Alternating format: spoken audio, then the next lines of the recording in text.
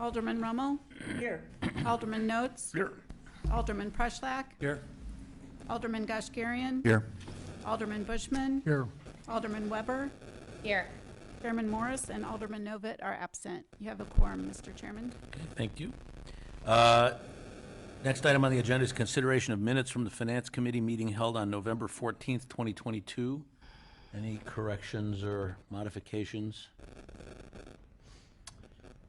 Okay, is that a voice vote to approve the minutes for the Finance Committee?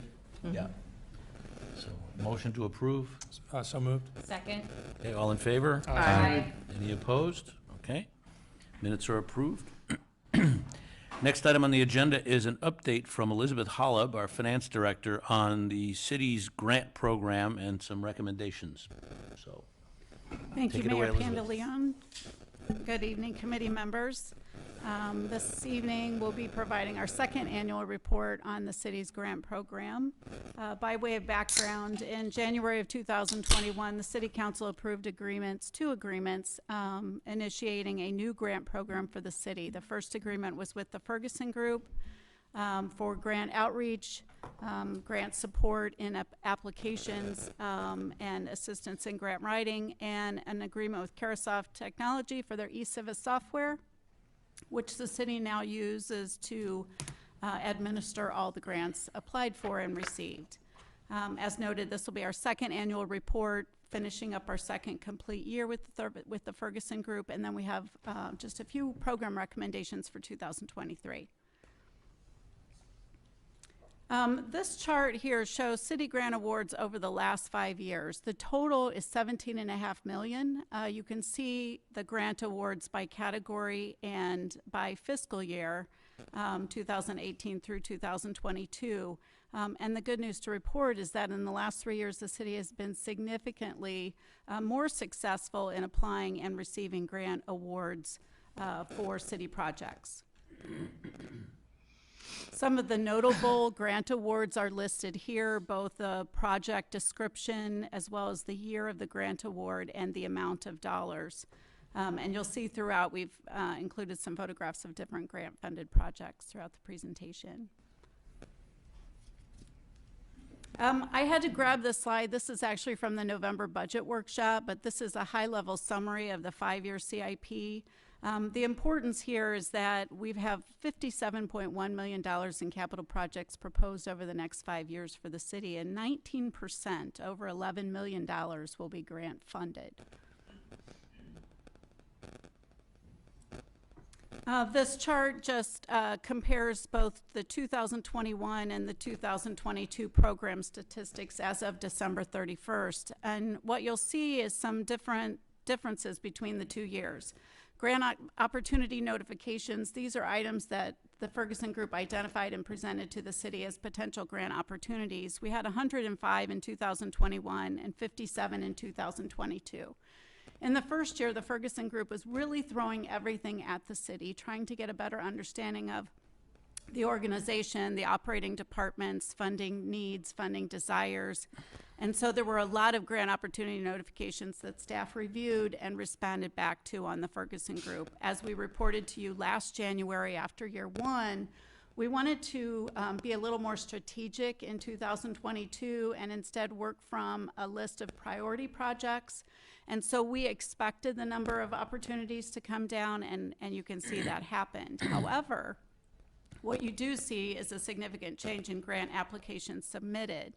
So in 2021, we applied for 8, but in 2022, we applied for 18. So we applied for nearly a third of the grant opportunities that were identified by the Ferguson Group, which is a great percentage. And in a lot of cases, we're reviewing those grant opportunities and finding that for whatever reason, the city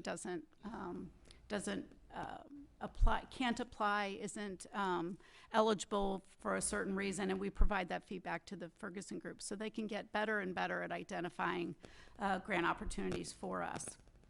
Grant awards as of December 31st, 6 awards in both 21 and 22. And then grant applications pending. We have one 2021 grant application that is still pending. We haven't received a determination on that. It's not a significant grant. but it is still in the process. And as of December 31st, we have 9 grant applications pending from 2022. And you can see the grant award dollars in each year, 2.1 million in 21, 3.9 million in 22, totaling $6 million, and potentially more in 2022 once we hear back on those 9 pending applications. When we were here last year and provided our first year report, we talked about a little bit of a change in priority for 2022. Again, we wanted to pursue identified project priorities and emphasize projects that were already identified in the 5-year CIP for the city and either were funded and were potential grant opportunities or were not funded and couldn't move forward without grant monies. And then we also updated the needs assessment. The Ferguson Group had done a comprehensive needs assessment in 2021. In 2022, they did meet with each operating department and update that needs assessment. The table here, I am not going to go through, but these were the priority projects that were identified last January and provided to the Ferguson Group as our priority projects for grant funding. And the status shows what progress we made on those projects related to grants in 2022. Positively, you can see a number of grant awards for those projects. You can see a few grant applications pending. So we've submitted grants and are waiting on notification of award. And in some cases, near the bottom, you can see a few that, although we've looked for grant opportunities, we have not identified them yet, but we continue to look for them. So as for 2023, as we go into year 3 with the Ferguson Group, we want to again pursue identified project priorities and emphasize projects identified in the CIP. We'll once again update the needs assessment so that the Ferguson Group is aware of any changes operationally in our departments. But another, I think, significant add in 2022 that we continue in 2023 is that the Public Works Department specifically has begun to write grant review in their project design contracts. So when they are going to RFP for design on capital projects, they're actually writing in the need for those design groups to actually look at and review for grant opportunities, and have been extremely helpful in writing grants in 2022, and I am sure will continue to be of help in 2023. The table to the right are the projects that we've identified and recommended for the Ferguson Group to prioritize in 2023. Some of them are repeats from 2022. Some of them are new projects, and some of them have grant opportunities already in the works. So we already have a grant application in for Ahwahnee Road Storm Sewer and Ringwood Road Bridge Replacement. And we've received 2 grants on Waukegan and Everett, but we continue to look for opportunities for additional funding on that project. So with that, that concludes the annual report. Happy to answer any questions that you have. Questions? I just have a comment.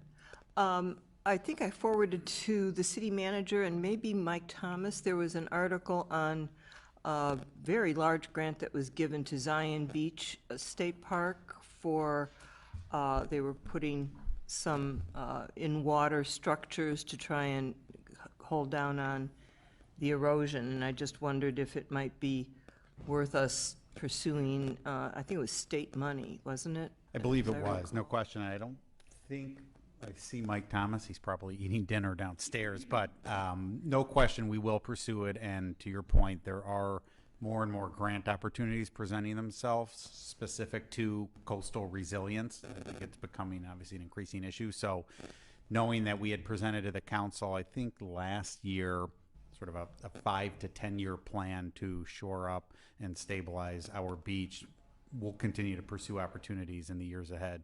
If there's outside funding, then that's great. Yeah, it just, it makes a lot of sense, and I think there is a lot of money available right now for just those kinds of projects with all of the erosion that we're seeing. So it just might be worth inquiring as to where that money came from and what you needed to do to qualify.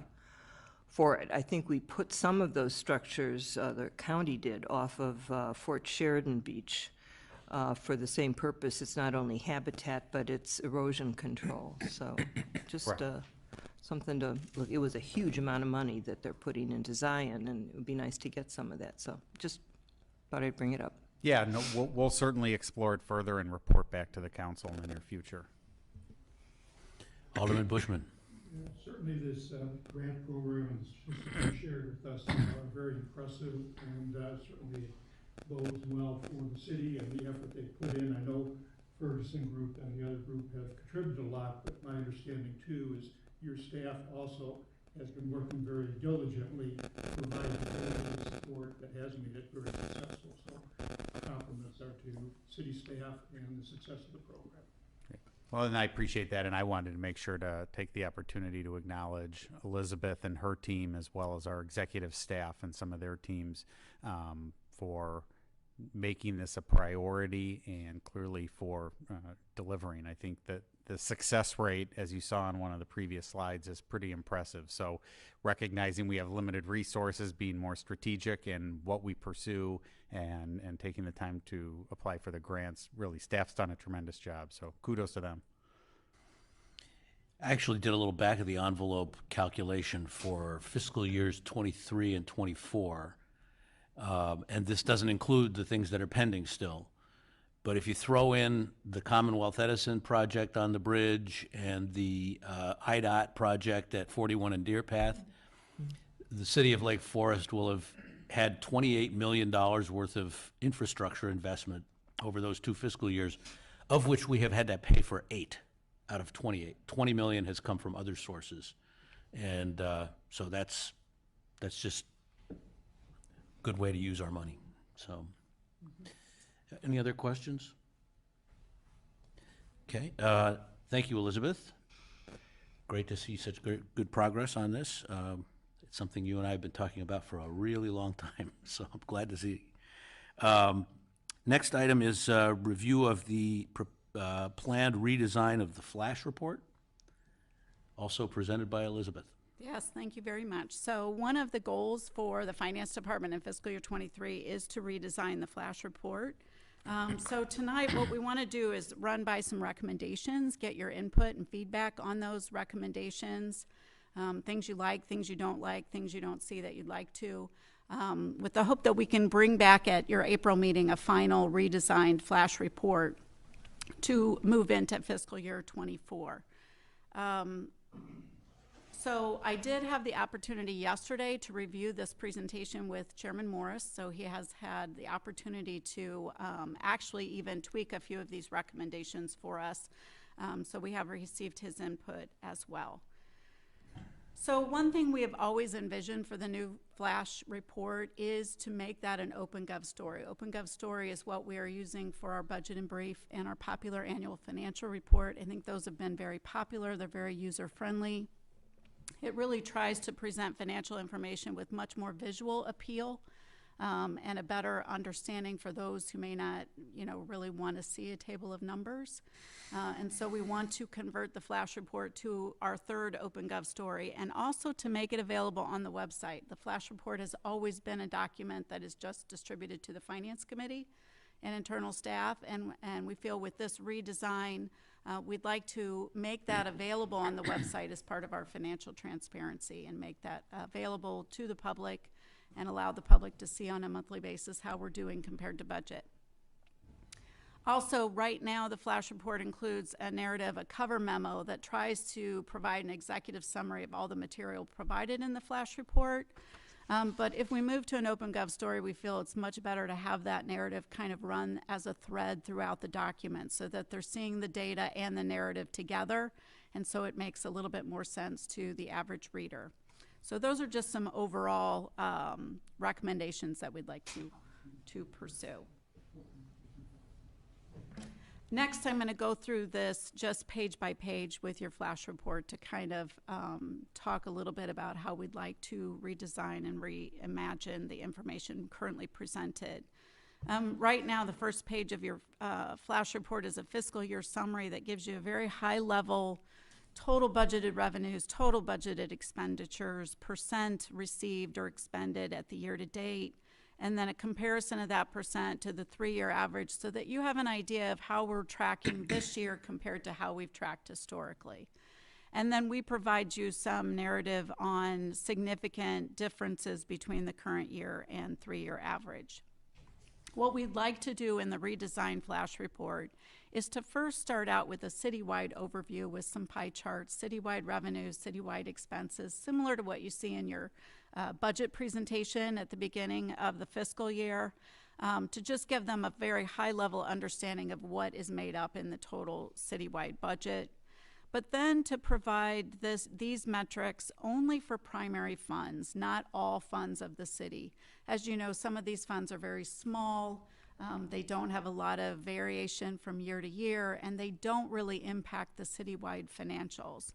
And so our recommendation is to include the 8 funds listed here, the general fund, of course, being the primary fund of the city, but also one that incorporates most of the city staff, the Parks and Recreation Operating Fund, the Capital Improvements Fund, the Water and Sewer Operating Fund, the Golf Course Fund, Self-Insurance Fund. This is the self-insured medical and dental plan for all city employees and enrolled retirees, the Fire Pension and Police Pension Fund. When we look at those funds overall, those 8 funds account for 86% of the citywide expenses in the budget. And so we feel they give a good measure of where variations might impact either the fund budget or the overall city budget. We'd also like to incorporate color coding of green, yellow, and red to kind of easily visually identify where people should look at things that are trending either cautionary or significantly off budget. So this table, and I want to just caution you, consider these back of the envelope images. We've not really gone into the development into OpenGov yet, so these may differ visually a little bit, but to give you an idea of what we're thinking about is a table similar to this where we've identified the 8 funds, not included the dollar amounts, but instead focused on the percentages, the percentage current year and the percentage 3-year average. And then with the green, yellow, and red, identify which is green is tracking right on target with the budget and previous years. Yellow, where we're seeing year-to-date variations that may not impact the year-end numbers, but are ones that we're watching closely. And red, where we've identified an issue that is going to have a substantial deviation from budget at year-end. We would include some narrative kind of explaining what these percentages mean, include each month what percentage of the fiscal year has lapsed, because that's the percentage you're really targeting here in your summary. And then, of course, include the narrative of any yellow or red identified items.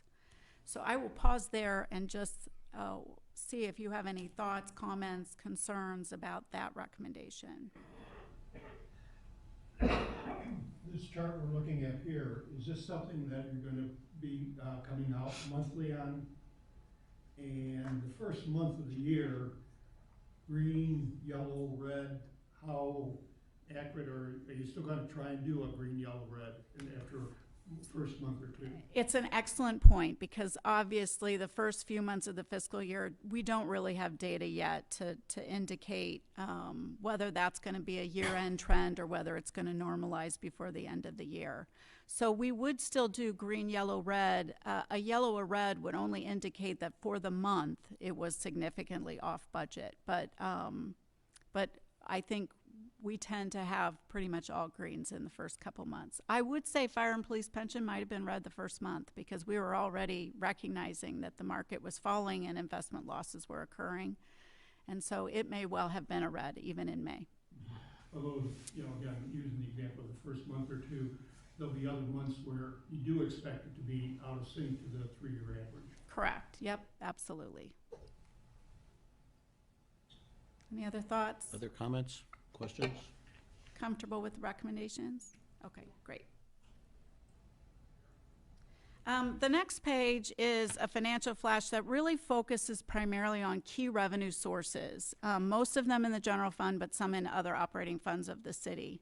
And we've really only given you a 2-month picture in the flash report. You see the current month and the prior month with an indication of whether we're ahead of budget or behind budget based on our estimates of how a particular revenue will come in over the course of the year.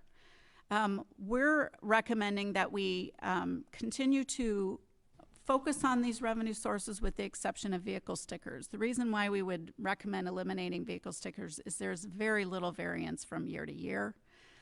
It's a small revenue source in the general fund, and it's not going to generate a lot of variation from year to year. The others do, and the others are, significant to their individual fund, and variations do have a significant impact on the fund budget. So we would include all the other revenues identified, and we would move this to a graph, a chart that you're going to see on the next slide, away from this table of numbers. There are a few other items on this page that aren't really revenue related.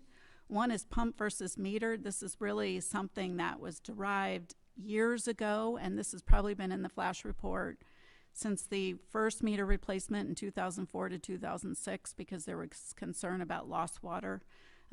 That is not much of a revenue indicator anymore, so we would recommend eliminating that. We also have included on most months direct debit stats. This is people that were enrolled in the automatic payment program for water bills. And that was probably something of interest at the time when it was initiated, but has become somewhat stale information. The percentage doesn't change much from month to month. And then the third item that we would eliminate from here are fee waivers. In the administrative directive regarding fee waivers, any waiver approved by the city manager that exceeds $1,000 but is under the city council's authority of $5,000 is simply reported to the finance committee. And so this has been an easy mechanism to add this because this was a report we sent out each month, but we would recommend that we simply report that to the finance committee quarterly as part of your agenda and not included in the flash report because it's not really revenue specific and it's not going to be significant in nature. So this is the chart we currently have developed. So this would have the revenues identified on the flash with the exception of vehicle stickers. And what this is showing is by month the variance to budget and then creating a cumulative year-to-date total. So if you can imagine, your May report is only going to have one number on the left. And then with each month, that line is going to grow to the right, giving you a better and better understanding of whether that revenue is trending ahead of budget or behind budget and where it is year to date. The nice thing about this is right now you're only getting 2 months of data. Now you'll get the whole year very easily charted. And then what you can see is, for example, on the top line, income tax started out ahead of budget and has trended ahead of budget all months except for one in June. But you can see that year to date, as of December, it's $800,000 above the budget projection. And so the one thing you would note is that you can also see that in water sales, we're trending below budget. And so you can see kind of that significant impact was in June to July, which you can understand is going to be summer consumption. What's the weather like? Is there a lot of rain? Is it high temperature? That will largely dictate how we will perform compared to budget in the summer months. And then you can see since July, it's pretty much tracked fairly similarly, meaning that we've trended on budget all the remaining months, but haven't caught up the difference between June and July. So again, I'll pause and see if this is appealing, not appealing, if you like the changes, if you have any suggestions. Alderman Notes. It's a question that when you're comparing actual relative to budget, is your budget based on a flat line average, or are you factoring in variability for season or the month that you're going to expect numbers to actually come in? That is a great question. We, for these 7, we look specific to historical experience. So we're budgeting for the purposes of the flash report, much of our revenue in water in the summer months. And then bringing the budget down in the months through the winter where it's just going to be non-irrigation household usage. So that is an excellent point. This is looking at metrics based on historical experience of receipts on each of those revenue sources. Just a comment that it's very easy to read, and so I think it's very welcoming to the residents to have this type of viewing of the numbers. Okay. Great. And okay with the items we're proposing to eliminate or move to the quarterly finance committee agenda? Great. Then in the flash report, you received 2 pages of real estate transfer tax data. And so we're really wanting to simplify this in the flash report, but really still highlight the important information. So I think probably the best chart in the whole flash report is the real estate transfer tax dashboard, which is 5 years of residential sales by month, cumulative year to date, to kind of see how the sales volume activity is trending compared to the prior years. So we would certainly want to keep that chart. You receive the data table under that, and we would eliminate that and just include the chart. So and then move the line indicators. This was a recommendation of Chairman Morris, actually on the previous slide as well, was to, instead of a legend, actually include the category on the lines at the far right of each line, so that rather than having to go down to the bottom of the chart to see what color is which year, you just have it right there on the chart. And certainly include that one as the primary real estate transfer tax chart. And then you also receive information on commercial sales and average sales price each month. The recommendation is to alternate this for a couple of reasons.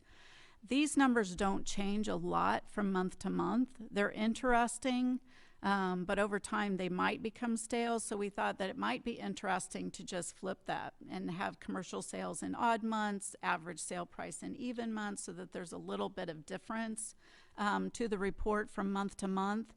On the commercial sales, right now you just receive a table of amounts. We're recommending changing that to a bar graph. The real key information on commercial RETT is that we budget $100,000 a month, $100,000 per year in the budget, but these are very sporadic. They're unique. They don't occur a lot, and they tend to be very big amounts when they do occur.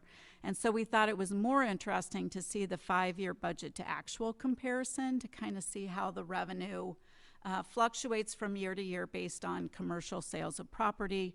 And then certainly the fiscal year 2023 year to date would change over time if we receive commercial sales through the remainder of the year. Average residential sales price, this is a table right now. We're suggesting moving it to a graph, more visually appealing, kind of looking at the trend of, again, this is just the average residential sales price of transfers in that year. It does not necessarily represent average sales price in the city, but simply those that have actually sold in that given fiscal year. And then we've just hashed the fiscal year 2023 year-to-date number, recognizing that's not a final and that will change over the course of the year. One question we did have is whether you'd like to continue to see the information going back to 2007. That was the inception year of RETT. The reason why we've kept that on the flash report is that it really gives that pre-economic decline number of kind of where we were before 2006, 2007, 2008. But would certainly be interested in knowing if you'd like to continue to see all of those years or just more recent. Yes, all those years, I hear. So I mean, comfortable? at some point you have to start dropping some off because it's, Yeah, you won't be able to eventually read it'll it. get a little too Right. far wide, but 0809 is an important watershed, so Yeah. it really is, and it is interesting to see 23 almost reaching that point for the first time. took a long time. Yeah. So comfortable with the changes to aberration real was estate transfer before. tax? And then investment report. This is a very recent addition, just a few months ago to the flash report. To be quite honest, it was just an easy way to get this information to the finance committee. But I would just note that in your investment policy, the investment policy contemplated only a quarterly investment report to the finance committee. So our recommendation is to move to a quarterly report that we would include in your finance committee packet, not as part of the flash report, but instead move to more of an interest income chart in the flash report. We think this is a significant revenue item that's worthy of inclusion in the flash report, because you can see here the fluctuation in interest income over the years shown in this new chart on the right. We get three types of interest. Most of it is investment income, but we get a very small amount of loan interest. You were receiving loan interest during the first Ragdale loan. You're receiving some interest income on an SSA that was internally financed by the city. And for the first time in fiscal year 22, you began receiving interest on the TIF note. We were beginning to receive interest for the deferred sale proceeds related to the Kelmscott Park TIF. And so we thought we would chart this by type. Blue and gray is important in fiscal year 22 to recognize, you know, what came from investments versus what came from the TIF note interest. And you could also see in fiscal year 23, year-to-date investment income is off the charts compared to 21 and 22 for obvious reasons with increased interest rates. But we thought that, you know, just this chart and talk a little bit about investment activities of the city would be most interesting in the flash report to track. I will include just the note, as we do in the investment report, that this chart does exclude the cemetery, the library, foreign fire, fire pension, police pension, and cemetery trust. Many of those, the cemetery, fire, and police pension, are investing in equities, so their charts look completely different. But we felt like we captured the fire and police pension in the earlier summary with the red, kind of denoting there'd be a narrative there about investment performance for fire pension and police pension, so that would certainly be captured. And then this would really be the investments that we can make with our fixed income and cash on hand through our state limitations.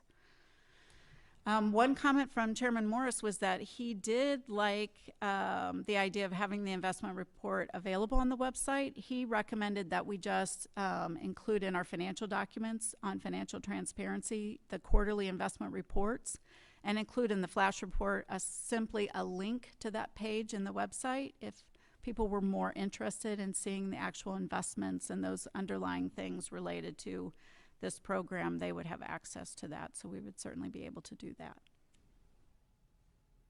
Any thoughts on those recommendations?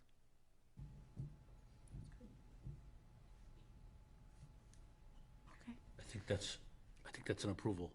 All right, well, thank you very much, and we will get to work, and we'll plan at the April Finance Committee meeting to have a new OpenGov story to show to you and be ready to launch for fiscal year 24. So thanks very much for the feedback. Thanks, Liz. Great, thank you. Good initiative. That it definitely needed refreshing. Yes. So that concludes our agenda, unless there's anything else on the minds of anybody on the council. So I will then entertain a motion to adjourn the Finance Committee meeting. So moved. We do have, under other business, public comment. So we did have a few items included in your packet, the flash report, organizational performance measures, which you'll be seeing again in March, just an update on the 5-year capital improvement plan, and the draft 5-year innovation and technology 5-year plan. Those were not planned for presentations, just information for you, and then just public comment. Okay, and then actually we should have opportunity for a public comment to address the Finance Committee. Is there any member of the public that would like to address the Finance Committee? Okay, seeing none, I would entertain a motion to adjourn. I moved already. Do I have a second? Okay, all in favor? Aye. Any opposed? Okay, the meeting is adjourned. We'll take a 5-minute break and then come back and have the city council meeting. Sounds like a plan.